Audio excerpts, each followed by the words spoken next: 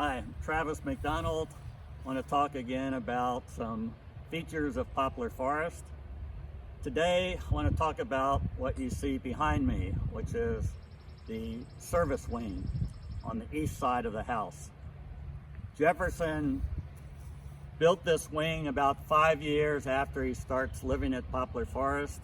So the wing starts around 1814, finished in 1815. And this is a very important part of Jefferson's architecture. It's really one that's overlooked and not understood very well. But this service wing, which had 4 rooms in it, an unidentified room, a kitchen, a smokehouse, and a laundry, was part of the outbuildings that you need for any big house. The reason why Jefferson wants to put these functions in a wing is that you don't have to then put a number of separate buildings out in the landscape behind the house, which is how most houses treated these functions. And that would reserve the lawn, the landscape for gardening, which Jefferson was very into. So this is very important to Jefferson for a number of reasons. And it's also got one of these long lineages of Jefferson's architectural ideas. Jefferson sees the idea of service wings attached to villas in Palladio's book from 1570. Palladio would attach these wings to his villas in the Veneto in Italy, and these wings would have agricultural functions and services.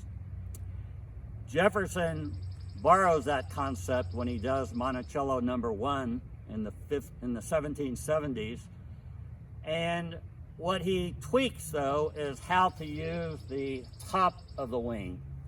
Originally at Monticello, it's got a low pitched roof, but eventually he comes up with the idea of how to do a flat roof and how to make the top usable. And this was very important to him, to be out in the outdoors, to engage with nature. But doing that flat roof required him to come up with an innovative system to do a flat roof. Flat roofs were basically impossible in his time. What he did, we'll go see in a minute, is he designed a hidden roof that's underneath the deck that he was going to use. This idea of Jefferson's of doing these wings was tenacious. He worked with it for 20 years, doing it at Monticello, putting 2 wings like this on the White House, and doing some decks and roofs like this at the University of Virginia. And he also influenced a couple of friends to do it at their houses. So this is really one of the most important architectural features of Jefferson's work and at Poplar Forest. So let's go walk over and look at the wing roof structure in detail. Here we are underneath the service wing, and what's pretty apparent when you look up above at the ceiling is there are 2 sets of joist. One is a very thick joist that's lower down. One is higher up and a little smaller.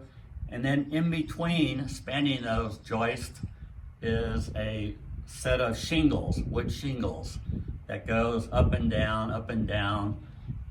Jefferson also called this a serrated roof, meaning the up and down, up and down. He also referred to it as a zigzag roof. And the reason why you have these 2 joists is it basically gives you a repeated, imitative roof that was like a regular roof with shingles. It's just repeated over and over, and it's squashed down under the deck. So if you want to look at this model, we can see how this works. The big lower joists are called the gutter joist, and that's because they have been guttered out with an adze to have a pitch. So about in the middle of the wing, the pitch goes to the north and to the south, and it drains water. The purpose of the higher joist, which is called the ridge joist, is to create the slope for the shingles. So when you put the high joist here and the low joist here, you put 2 layers of shingles that join those 2 joists.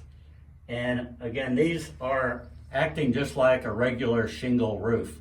You can't have 1 layer of shingles because you need another layer to cover up the joint so that water doesn't get between the shingles. So you have 2 layers of wood shingles, and then on top of those you have a piece that's acting to stabilize and level. It's a cap, and then on that cap you then build up your deck boards with sleepers and deck boards. So this is just like any kind of deck. We actually made it upside down to make it more secure, but this deck allows water to go through the cracks. The water then falls on the wood shingles, falls into the gutter, and the gutters come out through the exterior entablature as drains. This is called a scupper, little scupper. This is very complex. It's very Jeffersonian. It took a lot of effort to build these, and of course, if you don't get everything level down here below, like this angle of the shingles, you can't get the cap level or the sleepers level or the deck boards level. So it's not something you just threw together very quickly. It required a lot of effort. So Jefferson is doing these over and over, tweaking it, making it better. So for instance, at the White House, he's got some money from the government. He puts these roofs on his 2 service wings, 100 foot on each side, but he puts sheet metal over the shingles and in the valley, thinking that that's a better solution so the wood doesn't rot out.